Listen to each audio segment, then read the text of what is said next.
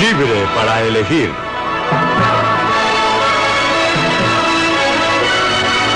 La opinión personal de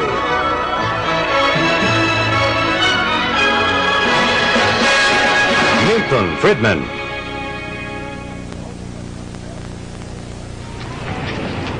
¿Cómo permanecer libre? Cada día, cientos de personas acuden al Capitolio en Washington, D.C., atraídos solamente por el poder. Son comités de acción política que son incapaces de decidir. Algunas cartas, alguna correspondencia de los electores. Ese poder se ha acumulado aquí durante los últimos 50 años en la sede del gobierno del país más poderoso del Este es mundo. Bill Hendricks de mi personal. ¿Cómo está? Mucho gusto en conocerlo. ¿Cómo está? ¿De qué está hablando?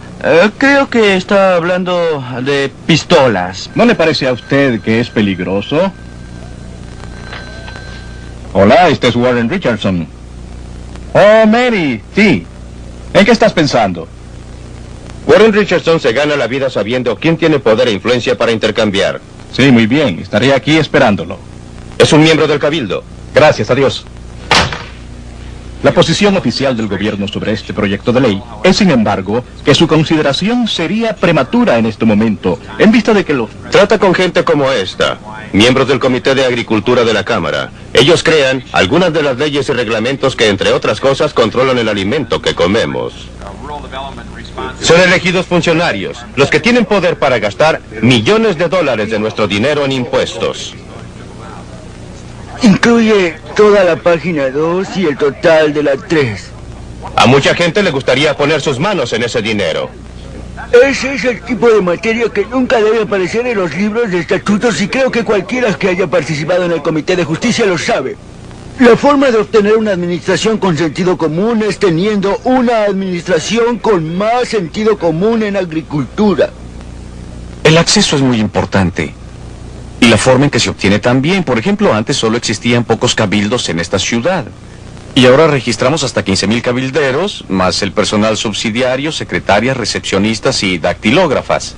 Y también la investigación correspondiente. Están llamando a todas las firmas legales imaginables. Así pues, existe una tremenda base de apoyo allá para los esfuerzos del cabildo.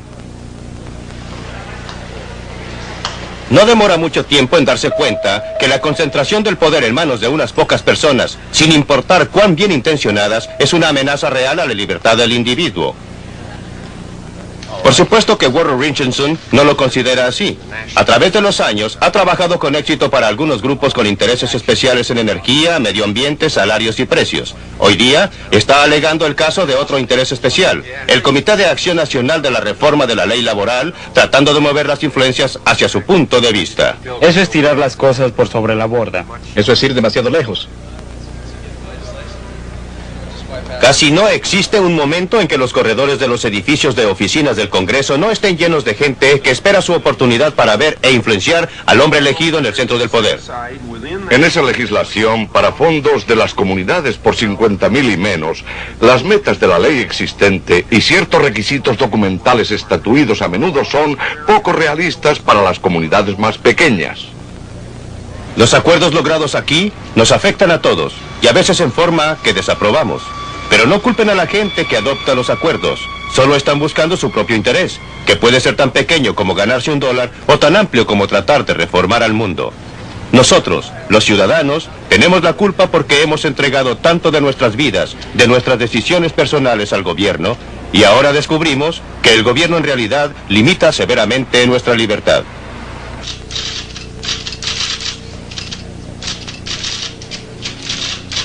La oficina enchapada en piel y en madera de un diputado en Washington, D.C.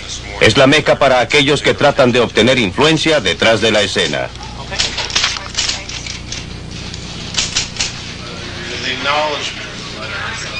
Puede ser difícil para un político trazar su camino entre grupos de intereses especiales. Para mantenerlo elegido, necesita votos, y para obtener votos a menudo tiene que hacer tratos. Esto para que nuestro partido vuelva a la Casa Blanca. Si el señor presidente envía políticas que los republicanos apoyen, a menudo es un asunto frustrante.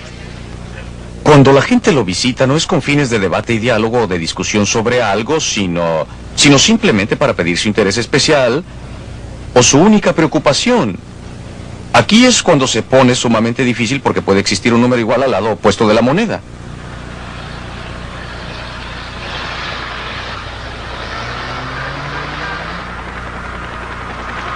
Siempre que vengo a Washington, me impresiona nuevamente ver cuánto poder está concentrado en esta ciudad. Pero debemos comprender el carácter de ese poder. No es un poder monolítico en unas cuantas manos, como sucede en países como la Unión Soviética o la China Roja. Está fragmentado en muchos pedacitos y piezas, y cada grupo especial alrededor de la nación está tratando de coger los pedazos y piezas que pueda. El resultado es que no hay punto de discusión en que no se encuentra el gobierno a ambos lados. Por ejemplo, en uno de estos edificios sólidos, diseminados a través de toda esta ciudad, llenos hasta reventar de empleados gubernamentales, que algunos están sentados tratando de idear cómo gastar nuestro dinero para desalentarnos de fumar cigarrillos. En otro de estos edificios sólidos, quizá no muy lejos del primero, algunos otros empleados igualmente dedicados, igualmente trabajadores, están tratando de idear la forma de gastar nuestro dinero para subsidiar a los agricultores a que cultiven tabaco. En un edificio están estudiando cómo mantener los precios bajos, en otro edificio tienen planes para subir los precios que reciben los agricultores o los precios de las importaciones o impedir la entrada de productos baratos. Establecimos un enorme departamento de energía con 20,000 empleados para alentarnos a ahorrar energía. Establecimos un enorme departamento de protección ambiental para idear maneras de tener aire más limpio que involucra usar más energía. Ahora que muchos de estos efectos se cancelan entre sí. Pero esto no quiere decir que estos programas no hagan mucho mal y no hay cosas muy malas a su respecto. De una cosa pueden estar seguros: los costos no se cancelan entre sí, se suman. Cada uno de estos programas gasta más dinero de nuestros bolsillos, del que podríamos usar para comprar bienes y servicios para cubrir nuestras distintas necesidades. Todos estos programas usan a gente muy capaz y muy hábil también, que podrían estar haciendo cosas productivas. Todos ellos preparan reglas, reglamentos, papeleo, formularios que llenar. Dudo que exista una persona en este país que no viole en una forma o en otra estas reglas o reglamentos o leyes cada día. No porque quiera o tenga intención de hacerlo, sino porque es imposible para cualquiera que sepa lo que son. Estas son las cosas malas. Pero también hay algo bueno en esta fragmentación del poder, y es que nos permite hacer algo al respecto. Si el poder estuviera realmente concentrado en unas pocas manos monolíticas, sería imposible reformar el sistema. Pero como está fragmentado, como está dividido, podemos observar cuánto derroche existe. Podemos ver cuán ineficiente es y cómo la mano izquierda pocas veces sabe lo que está haciendo la derecha. Pero no siempre fue así.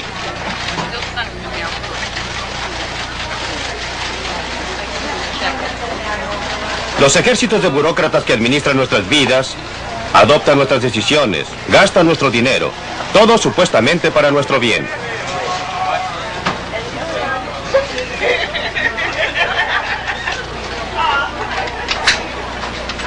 Nuestra nación fue creada con algo fundamentalmente distinto en mente.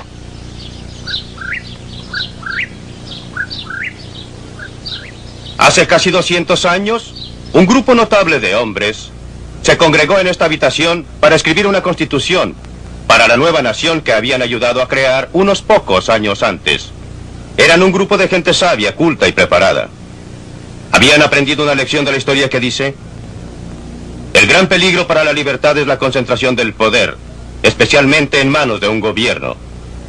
Estaban decididos a proteger a los ciudadanos de los nuevos Estados Unidos de América contra ese peligro. Y redactaron su constitución con eso en mente. Esa constitución nos ha servido bien.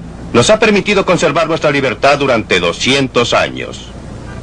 Pero en los últimos 50 años, hemos estado olvidando la lección que los hombres sabios conocían también. Al considerar al gobierno como una amenaza para nuestra libertad, hemos llegado más y más a considerarlo como un benefactor del cual emanan todas las cosas buenas. Hemos asignado cada vez más tareas de gran importancia al gobierno. Le hemos entregado una fracción cada vez mayor de nuestra renta para que la gaste por nuestra cuenta.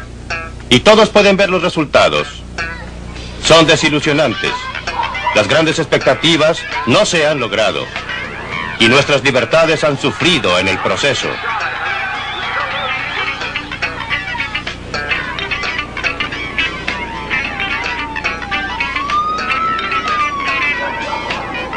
¿Dónde se echó a perder?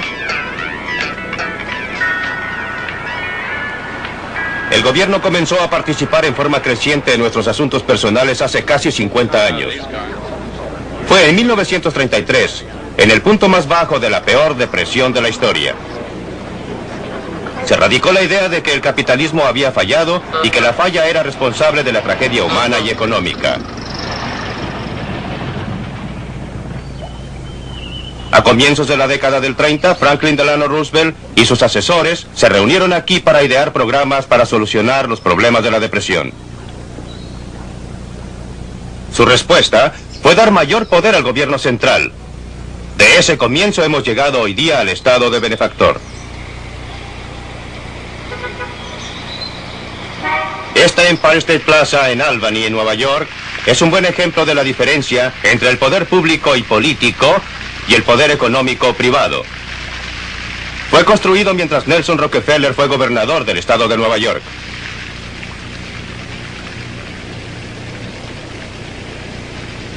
La familia Rockefeller ha gastado millones de su dinero privado en buenas causas. Ha dotado a universidades como la mía en la Universidad de Chicago. Ha financiado investigaciones médicas. Ha reconstruido Williamsburg. Pero no todo el dinero privado de la familia Rockefeller les ha dado nada parecido a la cantidad de poder que pudo tener Nelson Rockefeller como gobernador del estado de Nueva York. Construyó monumentos similares a este por todo el estado, usando cada recurso que pudo idear para financiarlos. Cuando dejó su cargo, los impuestos por persona en el estado de Nueva York eran más altos que cualquier otro estado del país, con la única excepción de Alaska. Y además existía una deuda monumental. Tanto así que su sucesor, quien tenía la reputación como diputado demócrata de ser un gran gastador, tuvo que usar en su discurso inaugural prédicas para las virtudes de la austeridad y para decir que había concluido el tiempo de vino y rosas.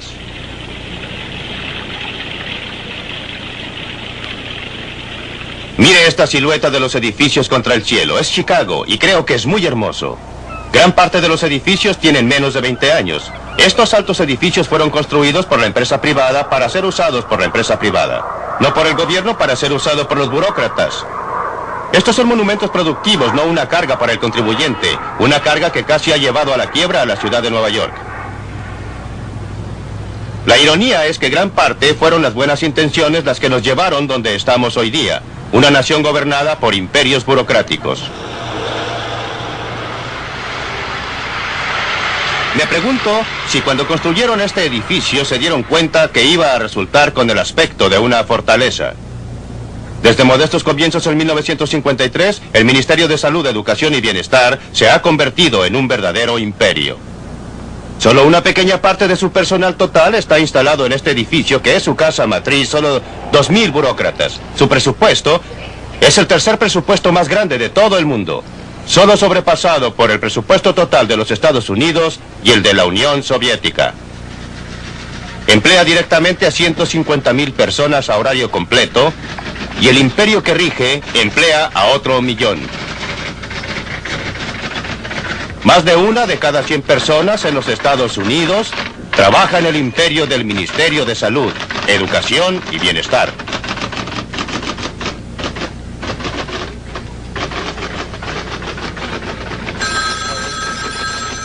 Como hemos visto en esta serie de películas, el Ministerio de Salud, Educación y Bienestar está gastando grandes cantidades de nuestro dinero cada año en salud. Un efecto es simplemente alzar los honorarios y precios de servicios médicos y de hospital, sin una mejoría correspondiente a la calidad del cuidado que recibimos. Está controlando más y más el alimento y drogas que compramos, desalentando en el proceso el desarrollo e impidiendo la comercialización de nuevas drogas que podrían estar salvando muchas decenas de miles de vidas al año. En el terreno de la educación, las sumas que se están gastando se están yendo a las nubes, pero existe consenso que la calidad de la educación está declinando. Más y más dinero está siendo gastado y se están aplicando controles cada vez más rígidos para promover la integración racial. Pero nuestra sociedad se está fragmentando aún más. En el campo del bienestar social, cada año se están gastando miles de millones de dólares en una época en que el estándar de vida del norteamericano promedio es el más alto de su historia. Y están creciendo las listas de prestaciones asistenciales. En el seguro social, el presupuesto es colosal, pero está en grandes dificultades económicas. Los jóvenes se quejan, y con mucha razón, respecto a los altos impuestos que deben pagar, y es que esos impuestos son necesarios para financiar los beneficios que reciben los ancianos. Y los ancianos se quejan, y también con justicia. Y es que es difícil para ellos mantener el estándar de vida que se les indujo a esperar de un sistema que fue promulgado para asegurarse que los ancianos jamás se convirtieran en objetos de caridad. Ha tenido como resultado que un número creciente de nuestros mayores estén en esas listas. De acuerdo a su propia contabilidad, el HEW perdió en un año, y debido al fraude, abuso y derroche, una cantidad de dinero que habría construido bastante más de 100,000 casas que costaran $50,000 cada una. Con razón, esas iniciales cada vez más significan cómo estimular el derroche. Han descubierto en algunas ciudades que sobre el 20 al 25% de la gente que actualmente está recibiendo ayuda no tienen derecho a hacerlo o están recibiendo más de lo que debieran. Y al estudiar esto parece que el motivo principal no son las mismas leyes del bienestar, sino la forma en que son administradas, que es muy relajada y suelta. Uno de los casos más famosos acaba de ocurrir la semana pasada. Arrestaron a una mujer en el sur de California. La llaman la reina del bienestar. Durante los últimos 6 o 7 años, ella recibió $300,000 en pagos asistenciales. Después de impuestos, si usted lo considera sobre una base antes de impuestos, podría ser el equivalente de más de $1 millón antes del impuesto a la renta.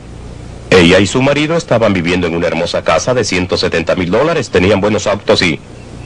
Ella tenía una técnica muy simple, usaba nombres ficticios, nombres falsos, y firmaba, creo que en distintas agencias de bienestar. Ella iba y cobraba sus cheques. Debe hacerse algo respecto a este estado escandaloso de cosas. ¿Qué mejor decisión burocrática que establecer un departamento especial, repleto de computadores y empleados fiscales, todos dedicados a descubrir despilfarros, usando el dinero de los contribuyentes, por supuesto, al hacerlo? $27,5 millones el primer año. Como escribió Adam Smith hace más de 200 años, en el mercado económico, la gente que solo trata de servir sus propios intereses privados son conducidos por una mano invisible para servir los intereses públicos, los que no tenían intención de promover. En el mercado político también opera una mano invisible, pero desgraciadamente opera en dirección contraria. La gente que solo quiere servir a los intereses públicos son llevados por una mano invisible a servir los intereses privados que no tenían intención de promover. La razón es simple. Como hemos visto, en un caso tras otro, el interés general está desparramado entre millones y millones de personas. El interés especial está concentrado. Cuando los reformadores logran que una medida sea aprobada, siguen con otra cruzada, sin dejar a nadie atrás que proteja el interés del público. Pero en realidad dejan atrás algún dinero y algún poder. Y los intereses especiales que se benefician de ese dinero y ese poder rápidamente los ganan a expensas de la mayoría del resto. Pero ahora, después de 50 años de experiencia, es obvio que no importa en realidad quién viva en esa casa. El gobierno continuará creciendo mientras el resto de nosotros crea que la forma de solucionar nuestros problemas es entregándolos al gobierno.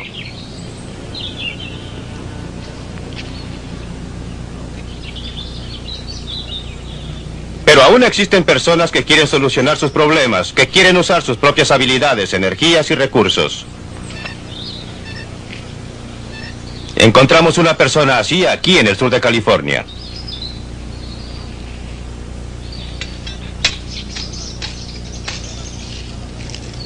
John McColm, un bombero, estaba planeando su jubilación. Decidió realizar la ambición de su vida. Construiría su propio hogar con sus propias manos. Compró un sitio con una vista magnífica, despejó el terreno y se dio cuenta que era el primer hombre que jamás había cultivado esta tierra. Lo hizo sentirse bien. Trajo una casa rodante al borde de su sitio y se trasladó con su esposa a vivir ahí mientras trabajaban en la casa.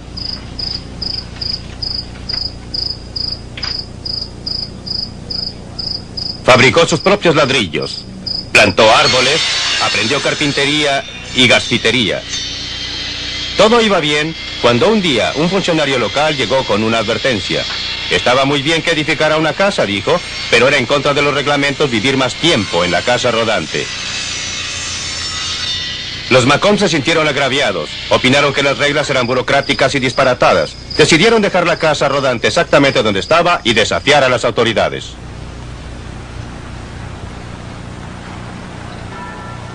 Pat Brennan se convirtió en casi una celebridad en 1978 porque estaba repartiendo el correo en competencia con la Oficina de Correos de los Estados Unidos. Con su marido se instalaron en un subterráneo en Rochester, Nueva York. Pronto empezaron a progresar. Cobraban menos que el correo y garantizaban la entrega de los paquetes y cartas el mismo día en el centro de Rochester. No hay duda ahora que estaban violando la ley de ese momento. La Oficina de Correos los demandó. El caso contra ellos era simplemente que no debían manejar cartas. Los Brennan decidieron pelear y los hombres de negocios locales proporcionaron el respaldo financiero. Creo que va a ocurrir una revolución tranquila y quizás veamos su comienzo. Quizás podamos ver a gente peleando con los burócratas, cuando años atrás no lo haríamos porque seríamos aplastados. Ahora, con la revolución de impuestos y lo que estamos haciendo, la gente está decidiendo que sus destinos les pertenecen y no a alguien en Washington que no se interesa por ellos. Así pues, no es cuestión de anarquía. Es una cosa que la gente está analizando el poder de los burócratas y lo está rechazando. Las llevo, sí. Muy bien. Los clientes de los Brennan son muy específicos en algo. Después de todo, el servicio Brennan es más barato que el correo ordinario. No estamos seguros de haber hecho nada ilegal.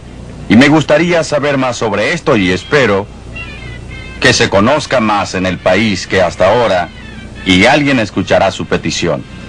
Porque cuando usamos a los Brennan sabemos con certeza que ese mismo día se va a hacer la entrega. Y estamos seguros que pasará día tras día tras día.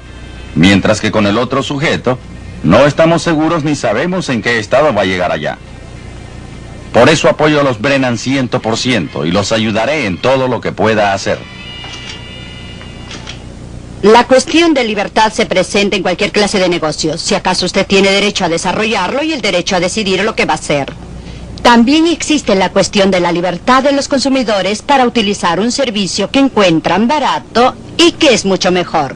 Según el gobierno federal y el cuerpo de leyes Private Express Statutes, no tengo libertad para iniciar un negocio y el consumidor no tiene libertad para usarlo. Lo que parece muy extraño en una nación como esta, que el contexto total está basado en la libertad y la libre empresa. La Oficina de Correos ganó el caso. Llegó hasta la Suprema Corte del Estado y los Brennan fueron clausurados. No pudieron continuar con el negocio de repartir correspondencia.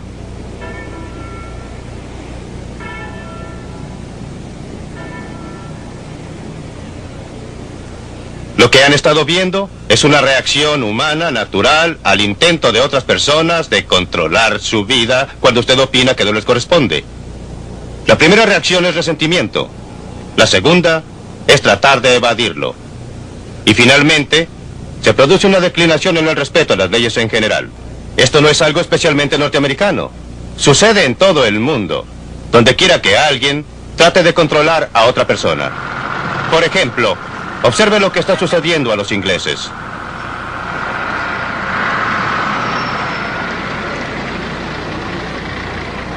Durante la mayor parte del siglo pasado, Inglaterra era conocida a través del mundo por el respeto que tenían sus ciudadanos por la ley, pero ya no ocurre. Creo que es perfectamente justo decir que en los últimos 10 a 15 años nos hemos convertido en una nación de mentirosos. ¿Que cómo lo hacemos? En una variedad colosal de formas. Déjeme darle a usted un ejemplo. Tomemos un pequeño almacenista en un área rural con muy poco movimiento. ¿Cómo gana dinero? Descubrió que al comprar a través de mayoristas regulares, él siempre tiene que usar facturas. Pero si va y paga al contado y compra sus mercaderías allí, entonces la utilidad que obtenga sobre esas mercaderías no estará sujeta a impuesto porque los inspectores de impuestos simplemente no saben qué tiene la mercadería. Consideremos el extremo superior. Si observa a un director de compañía, existen toda clase de maneras en que pueden hacerlo. Compran sus alimentos a través de la compañía, toman sus vacaciones por cuenta de la compañía, registran a sus esposas como directores de la compañía aunque jamás visiten la fábrica, construyen sus casas a costa de la compañía por el ardid muy simple de construir la fábrica al mismo tiempo que sus casas. Sucede a través de todos los niveles. La persona ordinaria que hace trabajos ordinarios o la persona que hace trabajos muy serviles hasta el extremo superior. Hombres de negocios, políticos altos, miembros del gabinete, miembros del Senado, todos lo hacen. Creo que casi todos creen actualmente que el sistema es básicamente injusto. Y todos tratan de evadir el sistema tributario. Una vez que esto ocurre, y una vez que existe un consenso de que un sistema tributario es injusto, el país en efecto se convierte en una especie de conspiración. Y todos se ayudan entre sí a lograr evadir. No será difícil en este país porque la otra gente en realidad quiere ayudarlo. Y en 50 años no es diferente, dice la gente. No, no lo es. No es como debería ser. Así pues, esa es la primera razón, el nivel de impuestos muy alto. Pero creo personalmente que existe otro factor que considerar. Y es que a través de los años hemos tenido un enorme crecimiento en la burocracia y en los gastos del gobierno. Esta evasión, más si usted lo quiere así, la protección a la gente, al ciudadano. Usted sabe, servicio de salud, todo el tipo de beneficios de una u otra clase. Y creo que la gente ha llegado a estar consciente de un nuevo factor, un sentimiento de que las cosas ya no tienen todo el valor que tenían, que el dinero no es algo vital, si falta se obtiene de alguna institución gubernamental. Evasión criminal de impuestos en Gran Bretaña. Leyes y reglamentos desafiados en los Estados Unidos. No hay nada que celebrar. Lo que es alentador es que a través del mundo libre, el público está reconociendo los peligros de un gran gobierno y está adoptando medidas para controlarlo, pero no será una tarea nada fácil reducir el tamaño del gobierno. Hoy día, en nación tras nación, el interés especial más fuerte ha llegado a ser la burocracia atrincherada, ya sea a nivel nacional o local. Además, cada uno de nosotros obtiene beneficios especiales de uno u otro programa gubernamental. La tentación es tratar de reducir al gobierno a costa de otros, manteniendo al mismo tiempo privilegios especiales. Eso representa un atolladero. El enfoque correcto es atacar de cabeza el crecimiento exclusivo de los gastos gubernamentales. Demos un presupuesto al gobierno, igual que nosotros tenemos un presupuesto. Un movimiento en esta dirección ya se está produciendo en los Estados Unidos con las numerosas proposiciones de enmiendas constitucionales que limitan los gastos del gobierno. Varios estados ya han adoptado tal enmienda. Existe una fuerte presión por una enmienda similar a nivel federal. Las enmiendas deben forzar al gobierno a operar dentro de un presupuesto estricto. Cada interés especial tendría que competir con otros intereses por una participación mayor en cierto pastel, en lugar de que todos puedan unir sus fuerzas a expensas del contribuyente. Este es un paso importante, pero es solo un primer paso. Ningún pedazo de pastel puede solucionar en sí todos nuestros problemas. Lo que se necesita es un reconocimiento público difundido de que el gobierno central debe estar limitado a sus funciones básicas, defendiendo a la nación contra enemigos extranjeros, conservando el orden en casa, mediando nuestras disputas. Debemos llegar a reconocer que la cooperación voluntaria a través del mercado y en otras formas es una manera mucho mejor de solucionar nuestros problemas en vez de entregarlos al gobierno. Aquí es donde radica gran parte de la fuerza futura de los Estados Unidos, en lugares como Otama, Iowa, donde vive gente de todos los niveles económicos.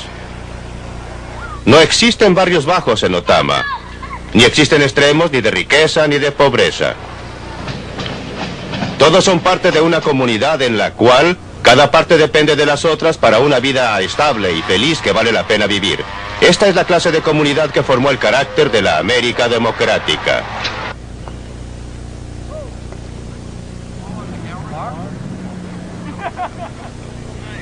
Comenzamos esta serie enfatizando dos ideas. La idea de la libertad humana en la forma en que está indicada en la Declaración de Independencia de Jefferson y la idea de libertad económica en la forma expresada en la riqueza de las naciones de Adam Smith. Estas dos ideas, operando conjuntamente, lograron su mayor fruición aquí, en el corazón de América. Pero el carácter básico de la sociedad que crearon ha estado cambiando como resultado del nacimiento de otro juego de ideas. Hemos olvidado la verdad fundamental que los fundadores de este país conocían también, que la mayor amenaza a la libertad humana es la concentración del poder, ya sea en manos del gobierno o de otra persona. A través del mundo occidental, más y más de nosotros estamos reconociendo los peligros de una gran sociedad sobregobernada, pero se requerirá más que un reconocimiento del peligro. La libertad no es el estado natural de la humanidad, es un logro extraordinario y maravilloso.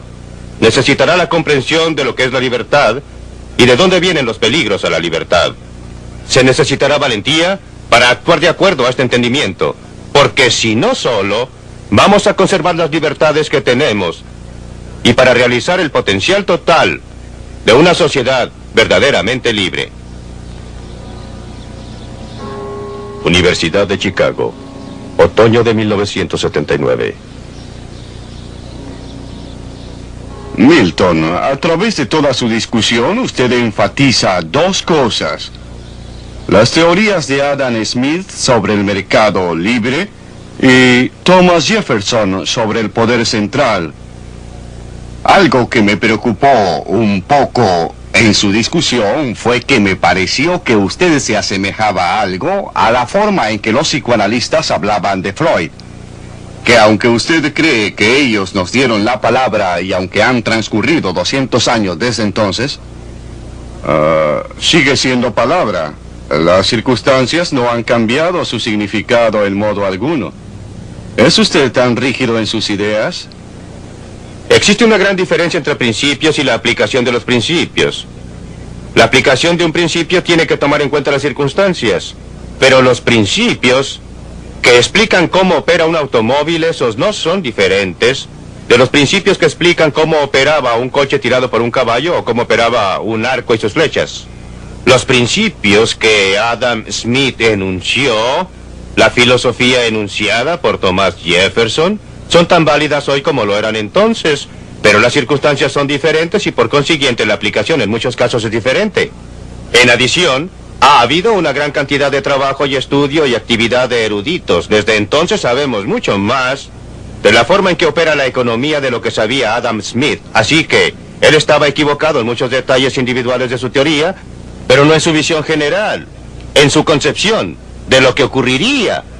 Y sin ningún organismo central que lo planificara, millones de personas podían coordinar sus actividades en una forma que era mutuamente beneficiosa para todos. Ese concepto central es igualmente válido hoy, como lo fue entonces, y en realidad tenemos más razón de confiar en él ahora que antes, pues nosotros tenemos 200 años más de experiencia para observar cómo opera.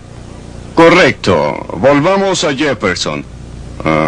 Usted dice, reduzca las funciones del gobierno central a las funciones básicas propugnadas por Jefferson. ¿Cuáles eran? Defensa contra los enemigos extranjeros, preservar el orden en casa y mediar en nuestras disputas. Pues bien, ¿cree que podemos hacerlo en el mundo complicado y complejo en que vivimos hoy día sin crear problemas serios? ¿Qué le parece que miremos las actividades del gobierno en nuestro complejo mundo actual y preguntemos hasta qué punto se ha debido el crecimiento del gobierno a esas complejidades? La respuesta es muy poco en realidad. ¿En qué área ha crecido el gobierno más rápidamente? En obtener dinero de algunas personas y darlo a otras. El área de transferencia. El HEW, un presupuesto 1,5 veces el presupuesto total de defensa. En esa área es donde ha crecido el gobierno. En esa área es donde ha entrado la tecnología. No ha sido por hacer que ciertas funciones del gobierno sean necesarias, sino haciendo posible para el gobierno hacer cosas que no podía haber hecho antes. Sin computadores modernos, sin métodos modernos de comunicación y transporte, sería totalmente imposible administrar la clase de gran gobierno que tenemos ahora. Por eso diría que la relación entre tecnología y gobierno ha sido que la tecnología ha hecho posible al gran gobierno en muchas áreas, pero no lo ha necesitado. Yo creo que usted culpó al gobierno por la gran depresión que sufrimos desde el año de 1929 al año de 1933. Y claro que usted culpó a Franklin Delano Roosevelt de todo. Pero la mayoría de la gente considera que él salvó nuestra economía libre del desastre. En vista de la catástrofe de la Gran Depresión, no tengo ninguna duda que medidas gubernamentales de emergencia eran necesarias. El gobierno había creado un caos. No el gobierno de FDR, sino el gobierno que lo precedió, aunque en realidad fue principalmente el sistema de la Reserva Federal, que en realidad no estaba sujeto a elección. Pero cuando FDR actuó, hizo dos cosas muy diferentes. Lo más importante, ¿había el gobierno creado un caos por lo que hizo o por lo que no hizo? Por lo que hizo, por sus políticas monetarias que forzaron y produjeron una fuerte declinación de la cantidad total de dinero. Existía un mal manejo del aparato monetario. Si no hubiera existido el sistema federal de reserva, en mi opinión, no habría existido una gran depresión entonces. Pero la depresión había ocurrido. Y fue una catástrofe de una clase casi inimaginable. No culpo en absoluto y, por el contrario, alabo a Roosevelt por algunas de las medidas que adoptó. Obviamente no eran las mejores, pero eran medidas de emergencia. Tenía una emergencia y tenía que enfrentarla. Y las medidas de emergencia, tales como el programa de ayuda, aún el WPA, que fue un programa para crear trabajo, sirvieron funciones muy importantes. Él también desempeñó una función muy importante al darle a la gente confianza en sí misma. Su gran discurso sobre lo único que tenemos que temer es al miedo fue ciertamente un elemento muy importante para devolver la confianza al público en general. Pero él fue mucho más allá. También comenzó a cambiar, bajo la presión pública, la clase de sistema de gobierno que teníamos. Si vamos más allá de las medidas de emergencia, las que él consideró como medidas de reforma, cosas como NRA y AAA declaradas inconstitucionales, luego al sistema del seguro social, Ahora consideremos el sistema de seguridad social. La gente lo quería esa protección, estaban asustados, deseaban ayuda. Usted dijo presión. ¿Presión de quién? Presión de la gente que estaba expresando lo que ellos creían que debían tener. ¿No existía una demanda pública amplia por programas de seguridad social? La demanda por... Ninguna demanda por prestaciones asistenciales con 13 millones de personas. Yo estaba separando las medidas de emergencia de las medidas permanentes. El seguro social en los primeros 10 años de su existencia no ayudó a casi nadie, solo obtuvo dinero. Muy pocas personas tenían derecho a los beneficios. No era una medida de emergencia, era una medida a largo plazo. Y tenía que venderse al público norteamericano, principalmente por el grupo de reformadores, intelectuales, agencias, la gente asociada con el FDR. La seguridad social es uno de los programas más engañosos. Ha sido vendido como un programa de seguro y no es un programa de seguro. Es un programa que combina un mal impuesto, un impuesto sin intereses sobre los salarios hasta un máximo, pero es un sistema muy injusto y desigual para conceder beneficios bajo el cual algunas personas obtienen mucho y algunas personas poco. De modo que el seguro social... ¿Usted aboliría ahora la seguridad social? Yo no rechazaría ninguno de los compromisos que ha tomado el gobierno actual, pero ciertamente reformaría el seguro social en forma tal que terminaría con su eliminación final. Usted no tiene miedo entonces del mercado libre bajo ninguna circunstancia. Cuando la cooperación que usted considera necesaria, que usted cree que ésta siempre llega y no llega. Cuando la competencia llega a ser tan fuerte que se convierte frecuentemente en corrupta y que se convierte esta en estúpida. Considere, por ejemplo, lo que está sucediendo en el mercado actual. Los conglomerados se están apoderando de toda clase de... Suponga que vivimos en un hotel que es administrado por un conglomerado. ¿Por qué debe la ITT Por ejemplo, administrar un hotel. ¿Y cómo va usted a evitarlo? Bien, en primer lugar, nuevamente... Sin gobierno, sin algún... Nuevamente, son las medidas gubernamentales las que han promovido los conglomerados. La única razón principal para la existencia de conglomerados es porque son una forma muy efectiva para librarse de la legislación tributaria. Ahora le haré otra pregunta. ¿Quién resulta más afectado por los reglamentos gubernamentales, por el control gubernamental? Creí que se suponía que iba a formular las preguntas. Pero se me advirtió que esto podía ocurrirme a mí. ¿Quién es más afectado? ¿El hombre grande que lo puede manejar, que puede tener un departamento separado para preocuparse del papeleo, o el pobre? El hombre grande siempre puede cuidarse bajo cualquier sistema. Correcto. Por eso requerimos un sistema que dé menos ventajas al hombre grande.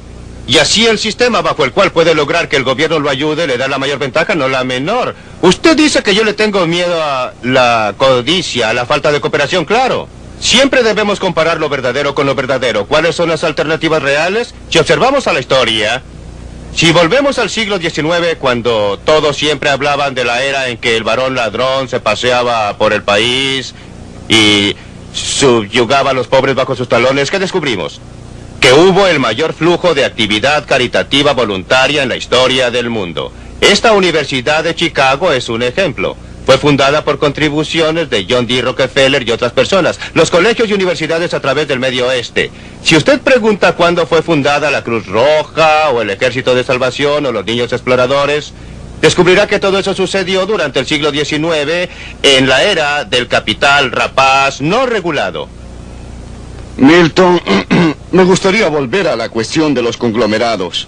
Acepto lo que usted dice de la política de concentración de gobierno central, del gobierno, si usted quiere, o como quiera llamarlo. Él es responsable del crecimiento de los conglomerados. ¿Qué podemos hacer al respecto? Nada. ¿Debe el gobierno tratar de deshacerlos? ¿Debe alguien tratar? No. ¿Debemos dejarlo fracasar? Los debe dejar fracasar, por supuesto. Me opongo fuertemente a que el gobierno los sancione.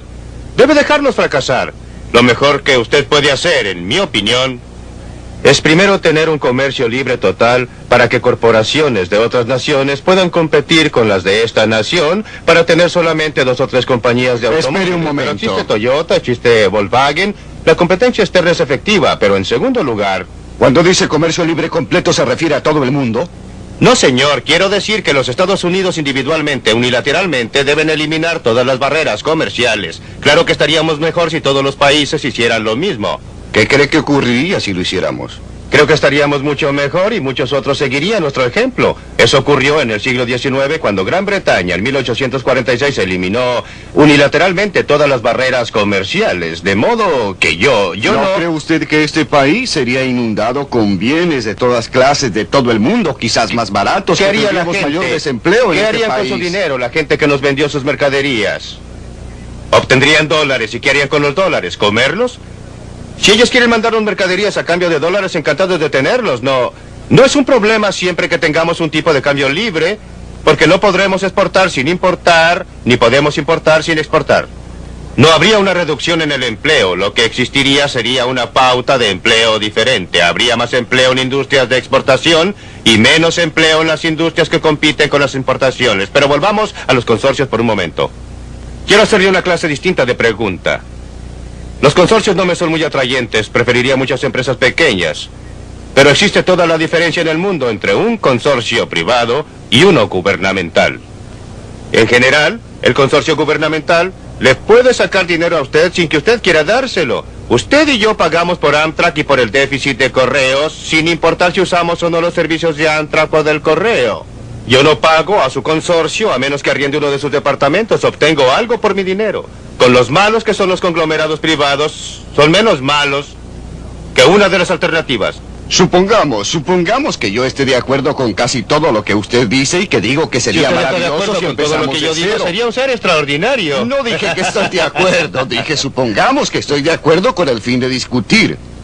No podemos comenzar de cero. ¿Cómo deshacemos lo que hemos hecho? Es lo más difícil. Usted, no yo. Ese es el problema más difícil y estoy de acuerdo en que es la cuestión real secreta.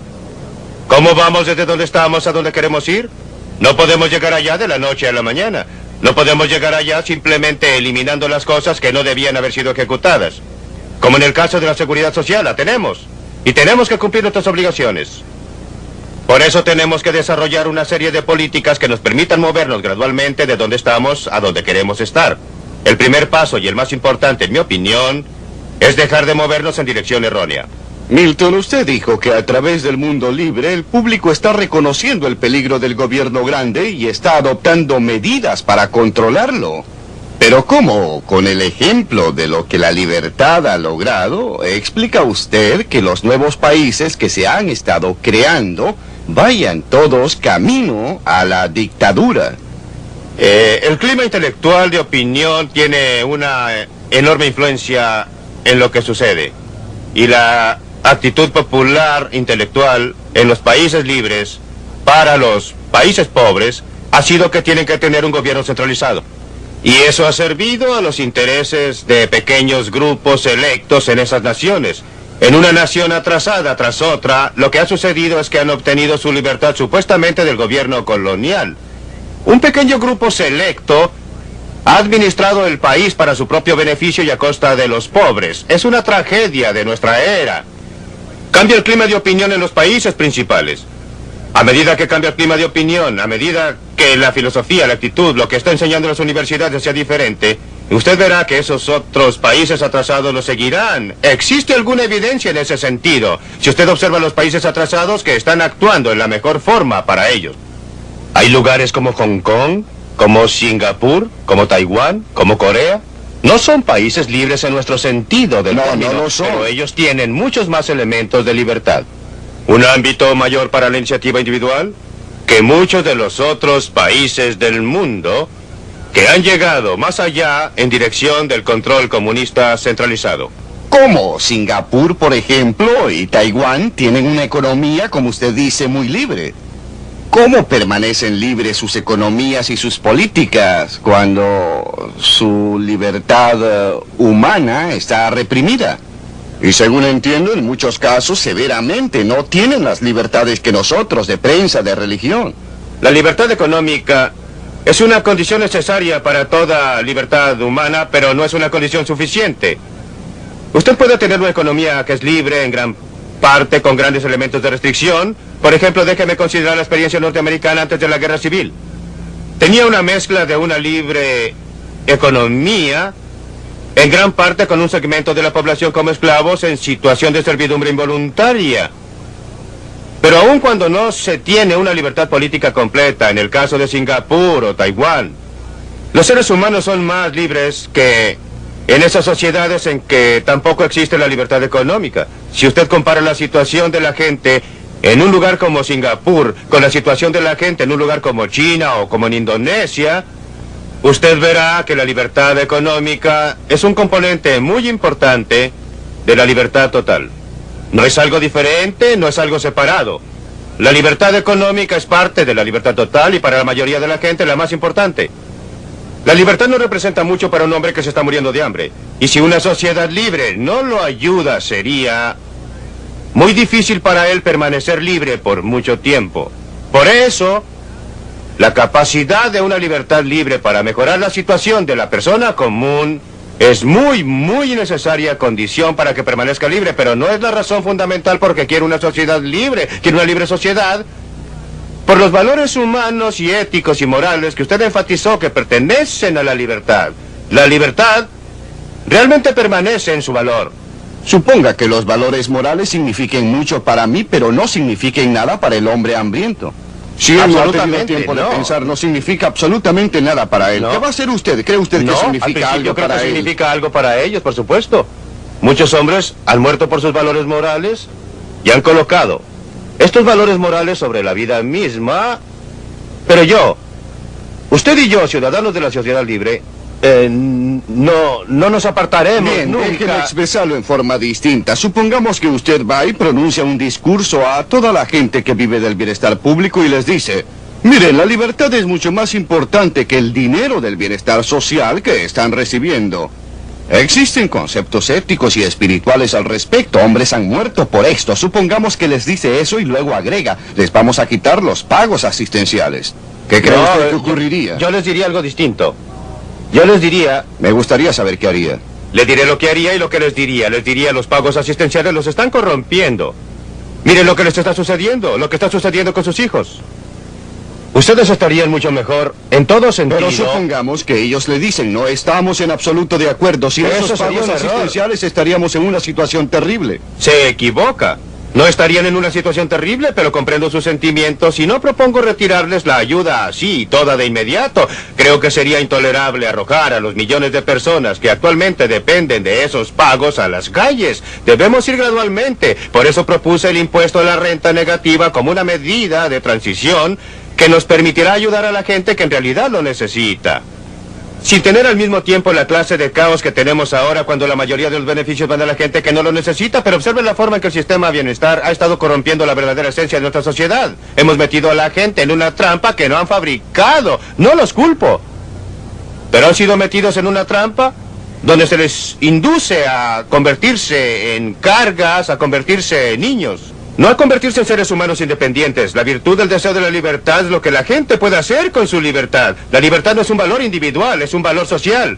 Un Robinson Crusoe en una isla. Libertad es un concepto que no significa nada para él. Milton, ¿en qué situación está la libertad de esta nación hoy en día? Es una bolsa mezclada. En algunas áreas tenemos más libertad que la que jamás hemos tenido.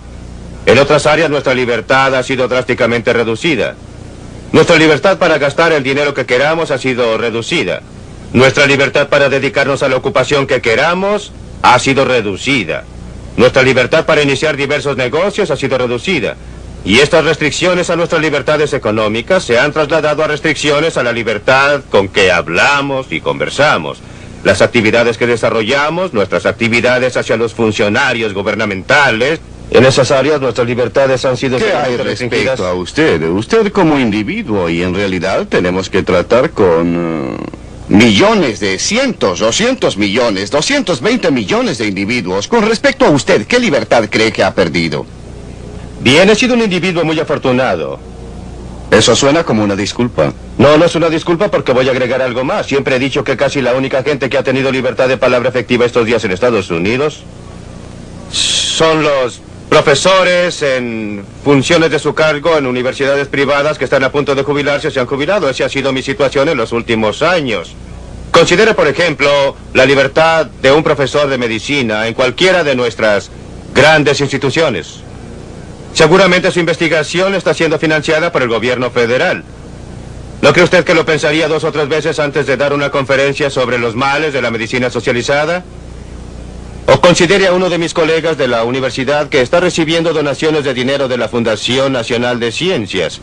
¿Cree usted que en realidad se siente libre para hablar respecto al punto de si el gobierno debiera estar financiando dicha investigación? Por supuesto, no se debe tener libertad sin costo.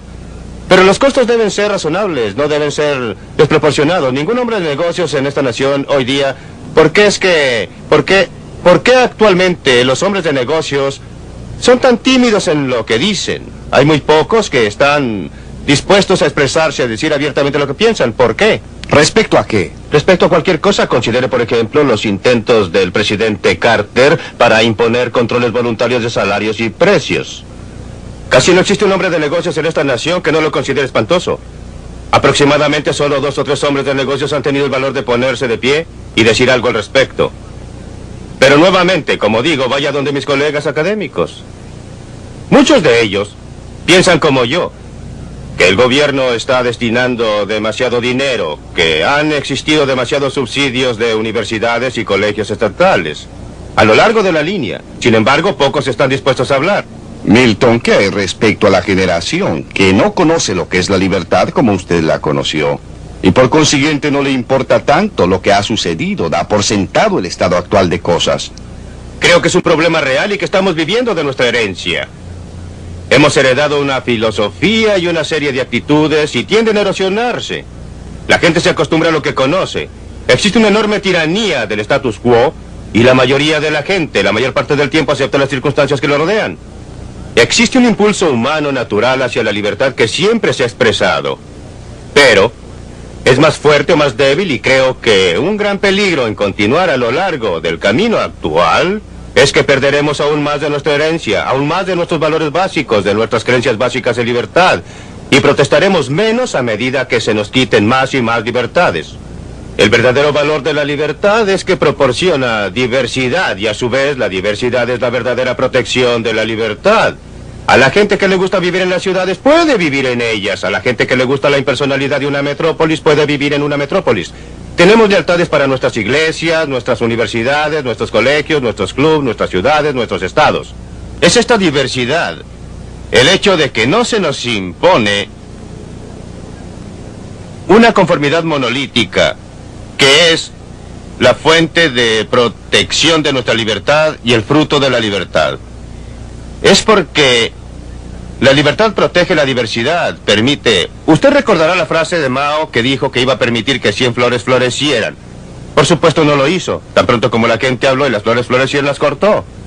Es el florecimiento de muchas flores, el hecho de que usted tiene todas esas diferentes individualidades, lo que produce los grandes logros de la civilización y proporciona la esperanza y protección de nuestra libertad. ¿Está diciendo usted entonces que aún existen bolsillos de libertad en el país? Lo que yo dije antes fue que es una bolsa mezclada. En ciertos aspectos tenemos mayor libertad que antes, pero en otros aspectos hemos tenido mucha menos libertad. Por supuesto que existen grandes bolsillos de libertad. Este es todavía un país libre.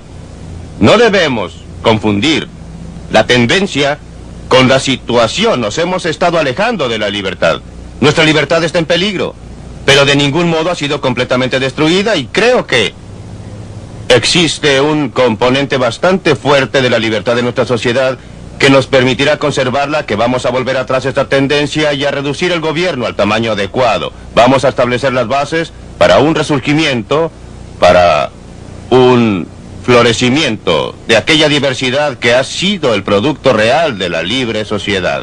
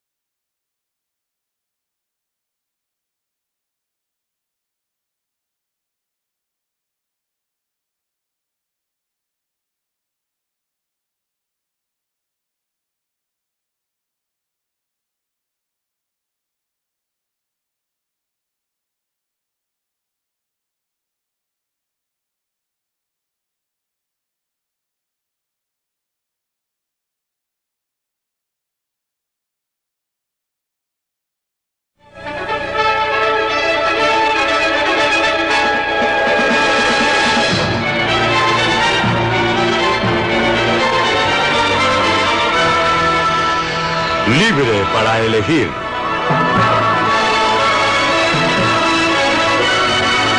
La opinión personal de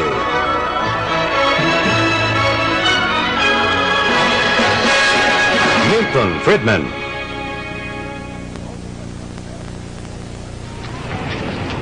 ¿Cómo permanecer libre?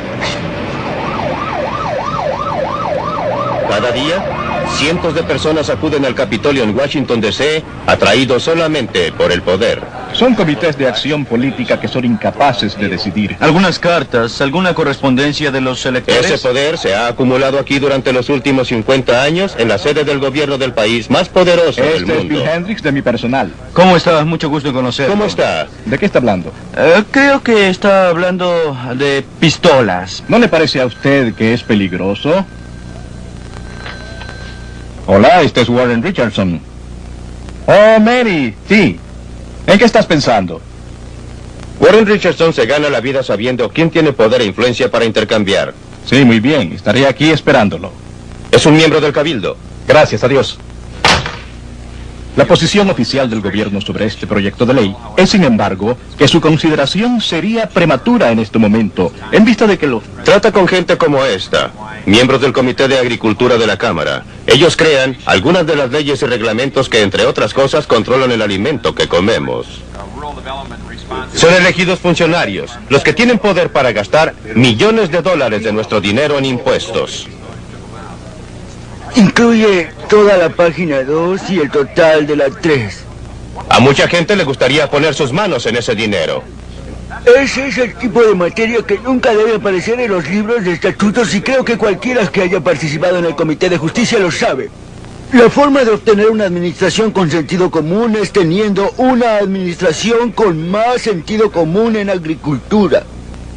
El acceso es muy importante. Y la forma en que se obtiene también. Por ejemplo, antes solo existían pocos cabildos en esta ciudad. Y ahora registramos hasta 15,000 cabilderos, más el personal subsidiario, secretarias, recepcionistas y dactilógrafas. Y también la investigación correspondiente. Están llamando a todas las firmas legales imaginables. Así pues, existe una tremenda base de apoyo allá para los esfuerzos del cabildo. No demora mucho tiempo en darse cuenta que la concentración del poder en manos de unas pocas personas, sin importar cuán bien intencionadas, es una amenaza real a la libertad del individuo. Por supuesto que Warren Richardson no lo considera así. A través de los años, ha trabajado con éxito para algunos grupos con intereses especiales en energía, medio ambiente, salarios y precios. Hoy día, está alegando el caso de otro interés especial, el Comité de Acción Nacional de la Reforma de la Ley Laboral, tratando de mover las influencias hacia su punto de vista. Eso es tirar las cosas por sobre la borda. Eso es ir demasiado lejos. Casi no existe un momento en que los corredores de los edificios de oficinas del Congreso no estén llenos de gente que espera su oportunidad para ver e influenciar al hombre elegido en el centro del poder.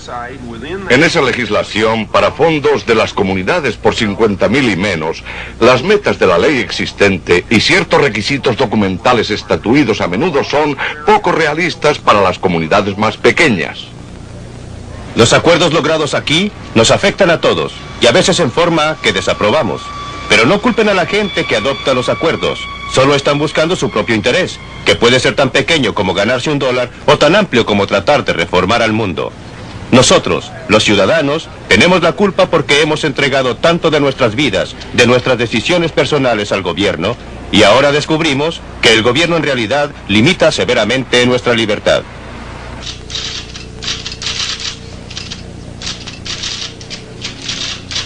La oficina enchapada en piel y en madera de un diputado en Washington, D.C. es la meca para aquellos que tratan de obtener influencia detrás de la escena.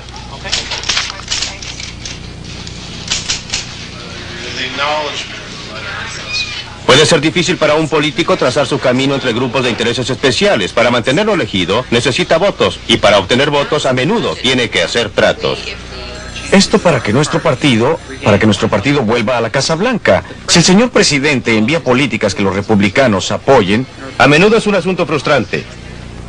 Cuando la gente lo visita no es con fines de debate y diálogo o de discusión sobre algo, sino simplemente para pedir su interés especial o su única preocupación.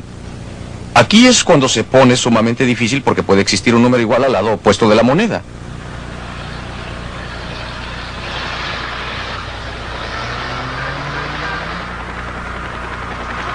Siempre que vengo a Washington, me impresiona nuevamente ver cuánto poder está concentrado en esta ciudad. Pero debemos comprender el carácter de ese poder. No es un poder monolítico en unas cuantas manos, como sucede en países como la Unión Soviética y el poder económico privado. Fue construido mientras Nelson Rockefeller fue gobernador del estado de Nueva York.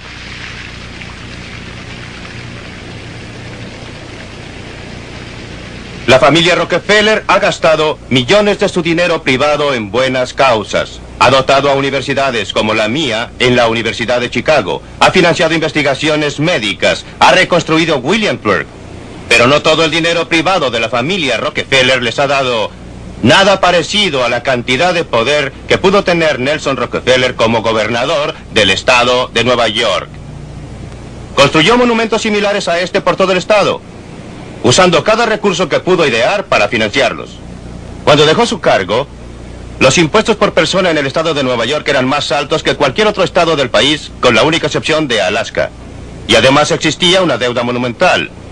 Tanto así que su sucesor, quien tenía la reputación como diputado demócrata de ser un gran gastador, tuvo que usar en su discurso inaugural prédicas para las virtudes de la austeridad y para decir que había concluido el tiempo de vino y rosas.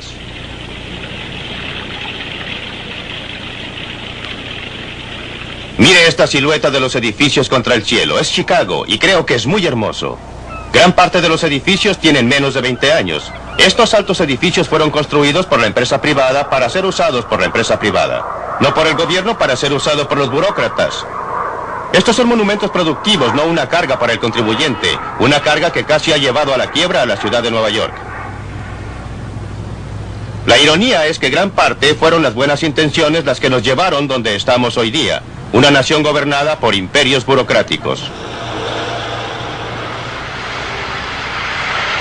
Me pregunto si cuando construyeron este edificio se dieron cuenta que iba a resultar con el aspecto de una fortaleza.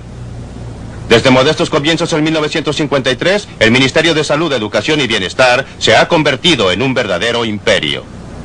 Solo una pequeña parte de su personal total está instalado en este edificio, que es su casa matriz, solo 2.000 burócratas. Su presupuesto es el tercer presupuesto más grande de todo el mundo, solo sobrepasado por el presupuesto total de los Estados Unidos y el de la Unión Soviética. Emplea directamente a 150.000 personas a horario completo, y el imperio que rige emplea a otro 1.000.000. Más de una de cada 100 personas en los Estados Unidos trabaja en el imperio del Ministerio de Salud, Educación y Bienestar.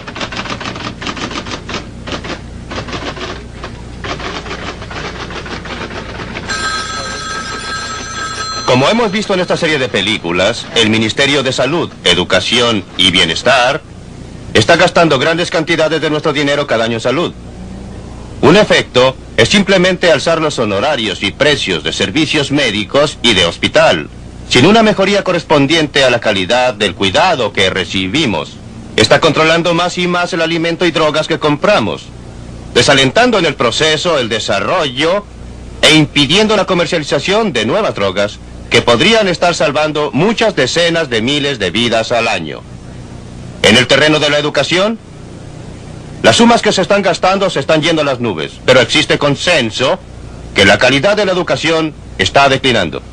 Más y más dinero está siendo gastado y se están aplicando controles cada vez más rígidos para promover la integración racial.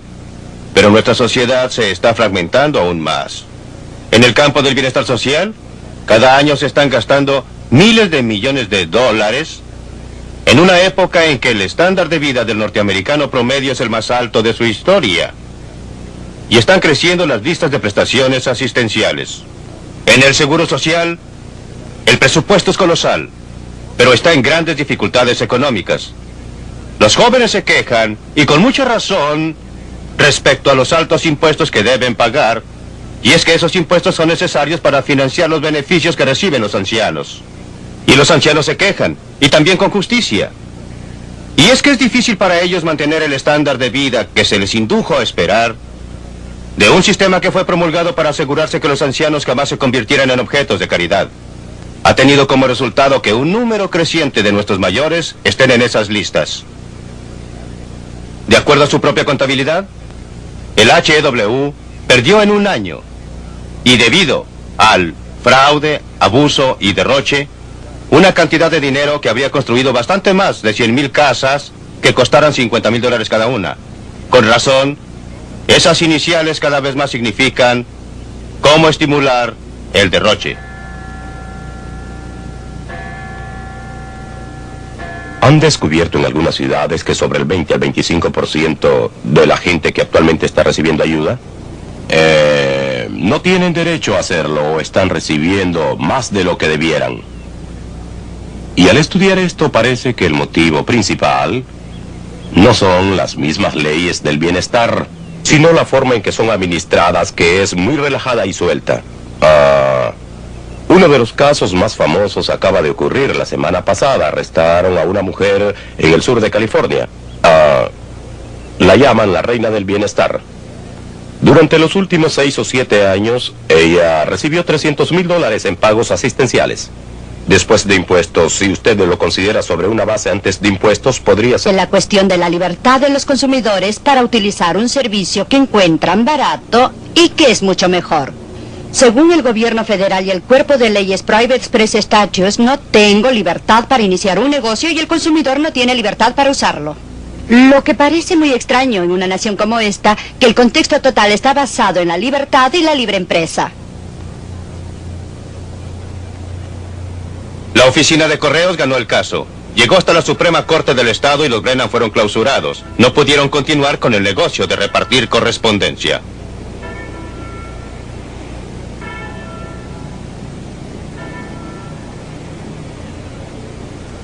Lo que han estado viendo es una reacción humana, natural, al intento de otras personas de controlar su vida cuando usted opina que no les corresponde.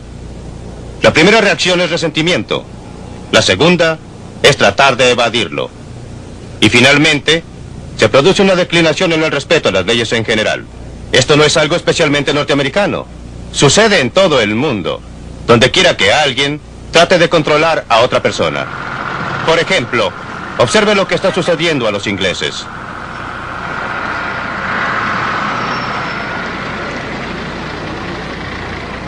Durante la mayor parte del siglo pasado, Inglaterra era conocida a través del mundo por el respeto que tenían sus ciudadanos por la ley, pero ya no ocurre. Creo que es perfectamente justo decir que en los últimos 10 a 15 años nos hemos convertido en una nación de mentirosos. ¿Que cómo lo hacemos? En una variedad colosal de formas. Déjeme darle a usted un ejemplo. Tomemos un pequeño almacenista en un área rural con muy poco movimiento.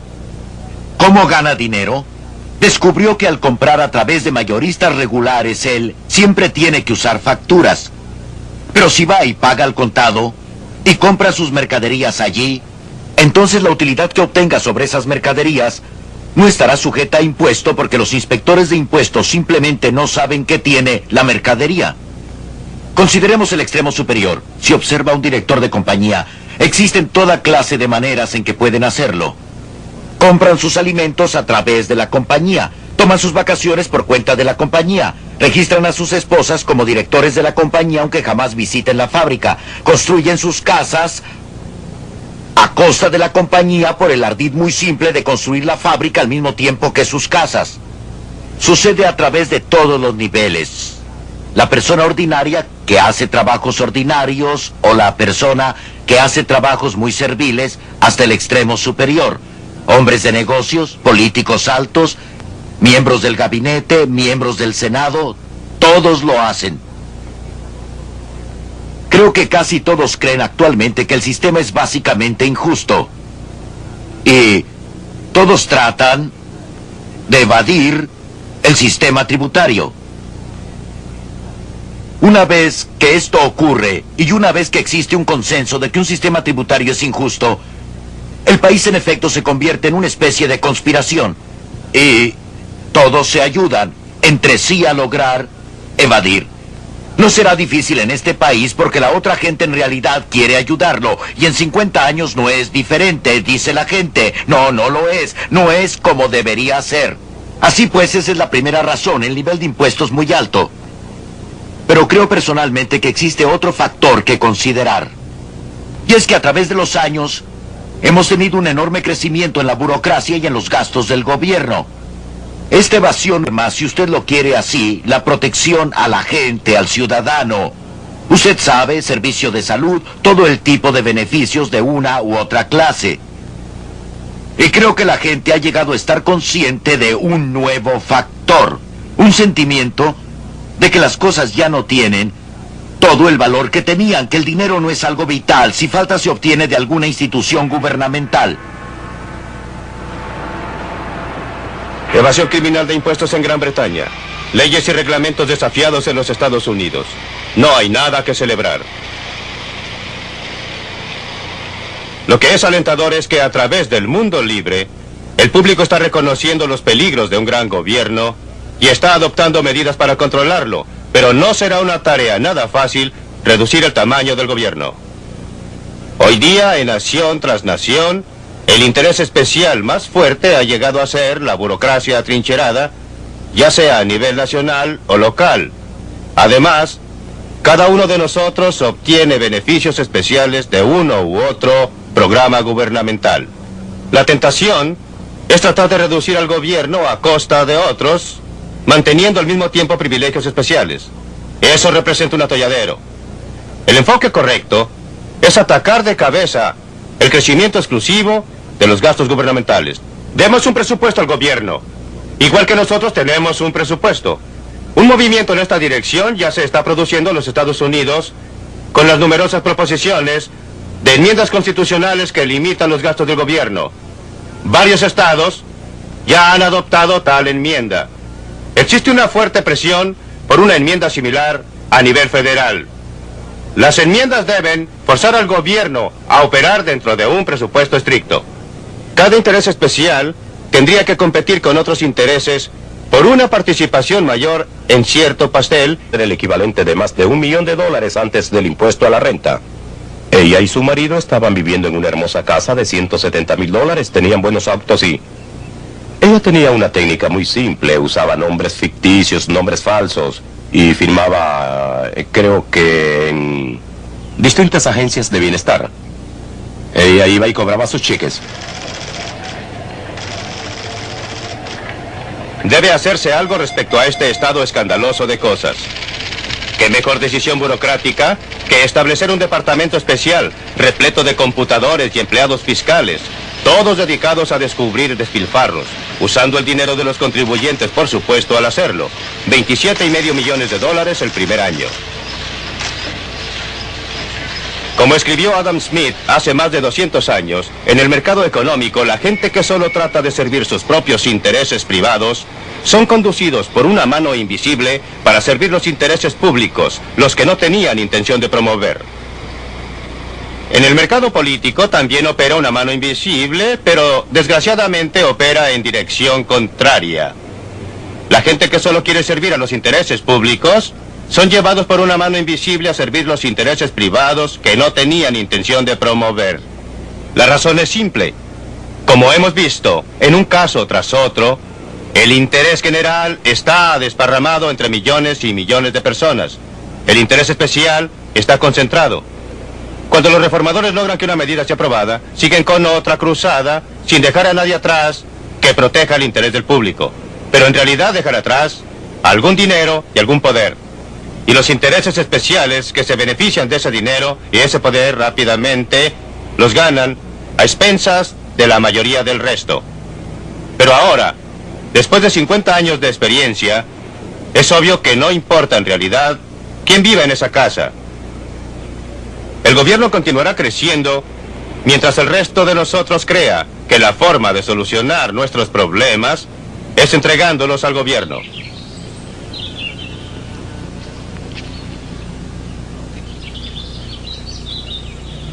Pero aún existen personas que quieren solucionar sus problemas, que quieren usar sus propias habilidades, energías y recursos. Encontramos una persona así aquí en el sur de California.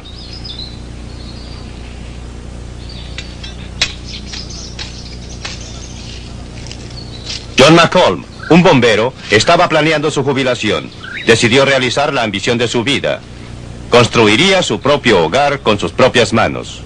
Compró un sitio con una vista magnífica, despejó el terreno y se dio cuenta que era el primer hombre que jamás había cultivado esta tierra. Lo hizo sentirse bien. Trajo una casa rodante al borde de su sitio y se trasladó con su esposa a vivir ahí mientras trabajaban en la casa.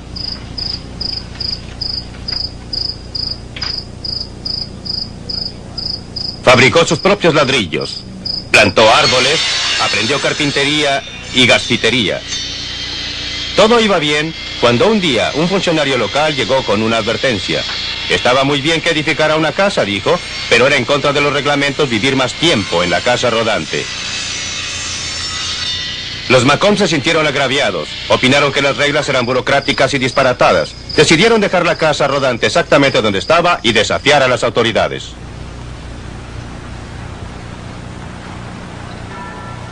Pat Brennan se convirtió en casi una celebridad en 1978 porque estaba repartiendo el correo en competencia con la Oficina de Correos de los Estados Unidos. Con su marido se instalaron en un subterráneo en Rochester, Nueva York. Pronto empezaron a progresar. Cobraban menos que el correo y garantizaban la entrega de los paquetes y cartas el mismo día en el centro de Rochester.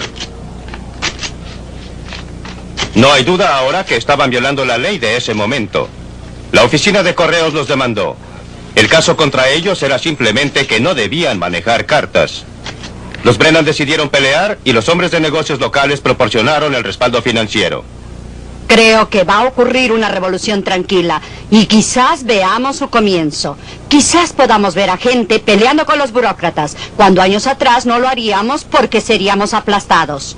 Ahora, con la revolución de impuestos y lo que estamos haciendo, la gente está decidiendo que sus destinos les pertenecen y no a alguien en Washington que no se interesa por ellos. Así pues, no es cuestión de anarquía. Es una cosa que la gente está analizando el poder de los burócratas y lo está rechazando.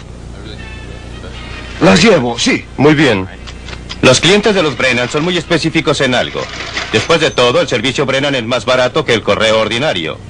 No estamos seguros de haber hecho nada ilegal. Y me gustaría saber más sobre esto y espero que se conozca más en el país que hasta ahora y alguien escuchará su petición.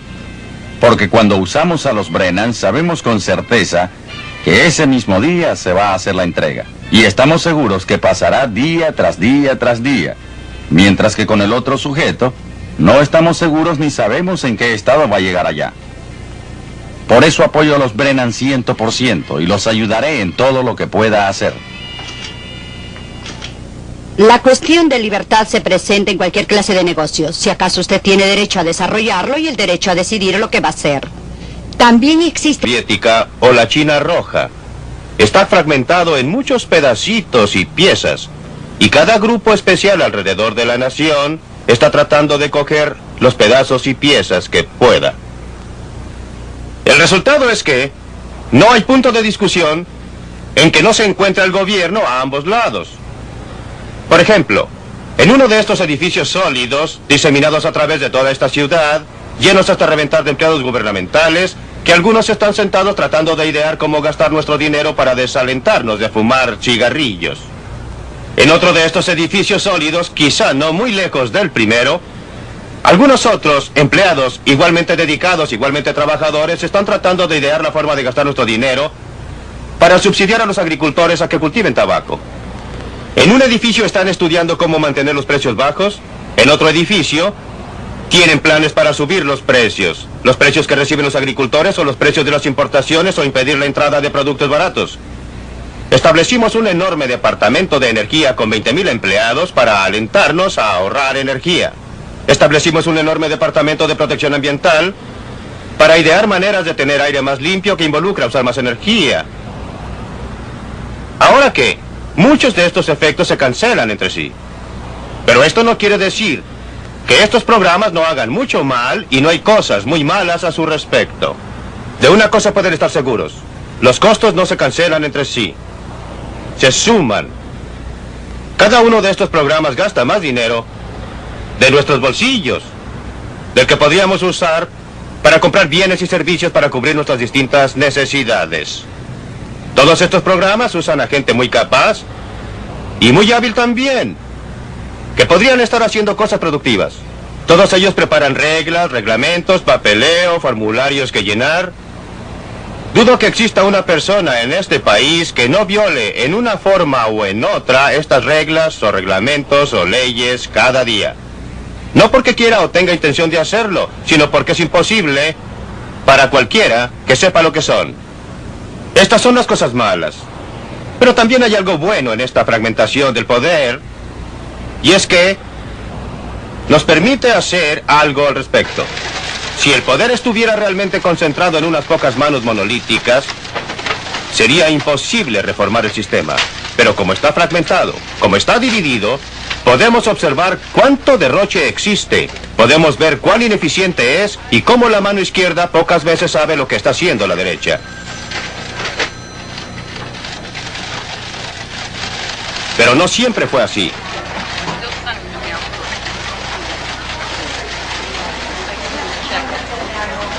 Los ejércitos de burócratas que administran nuestras vidas adoptan nuestras decisiones, gastan nuestro dinero, todo supuestamente para nuestro bien.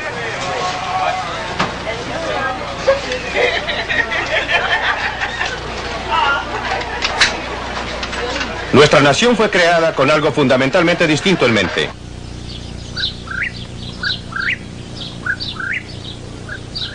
Hace casi 200 años, un grupo notable de hombres se congregó en esta habitación para escribir una constitución para la nueva nación que habían ayudado a crear unos pocos años antes. Eran un grupo de gente sabia, culta y preparada. Habían aprendido una lección de la historia que dice: el gran peligro para la libertad es la concentración del poder, especialmente en manos de un gobierno. Estaban decididos a proteger a los ciudadanos de los nuevos Estados Unidos de América contra ese peligro. Y redactaron su constitución con eso en mente. Esa constitución nos ha servido bien, nos ha permitido conservar nuestra libertad durante 200 años.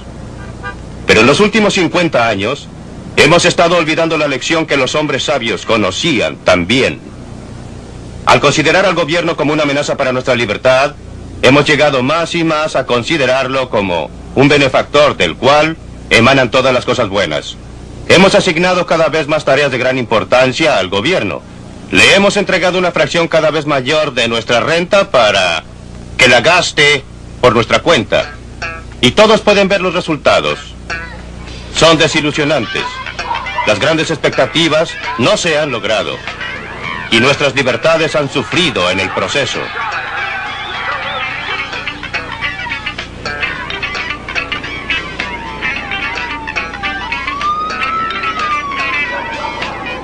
¿Dónde se echó a perder? El gobierno comenzó a participar en forma creciente en nuestros asuntos personales hace casi 50 años. Fue en 1933, en el punto más bajo de la peor depresión de la historia. Se radicó la idea de que el capitalismo había fallado y que la falla era responsable de la tragedia humana y económica. A comienzos de la década del 30, Franklin Delano Roosevelt y sus asesores se reunieron aquí para idear programas para solucionar los problemas de la depresión. Su respuesta fue dar mayor poder al gobierno central. De ese comienzo hemos llegado hoy día al estado de benefactor. Esta Empire State Plaza en Albany, en Nueva York, es un buen ejemplo de la diferencia entre el poder público y político